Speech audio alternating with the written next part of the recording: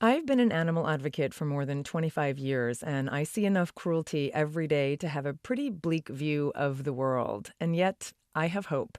No, I'm not a mythical creature. No, I'm not delusional. And yes, I'm paying attention.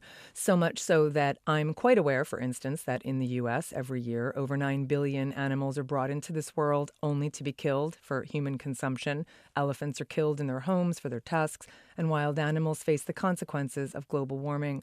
And yet, I have hope. I have hope because I dwell on what I can solve rather than on what I can't.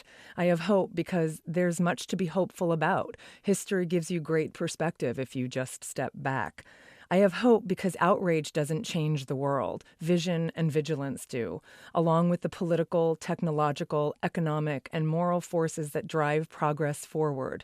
I'm hopeful because I live in a democratic country. I can criticize elected officials, I can vote them out, and I can exercise my power and privilege to help those who have neither.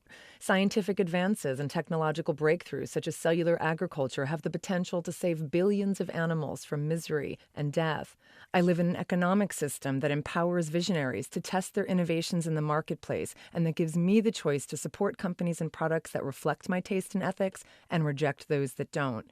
My hope is not delusional. It's rooted in facts, science, reason, and statistics. My hope is not complacent. It's provisional. It's the difference between wanting things to change and taking action to facilitate that change. And my hope is rooted in joy. We don't have to be angry all the time to demonstrate we care. We don't have to be outraged to show that we're conscious. We can be acutely aware, actively engaged, politically minded, and still have hope. And so I'm hopeful, and I hope you are too. With the perspective, this is Colleen Patrick-Goudreau.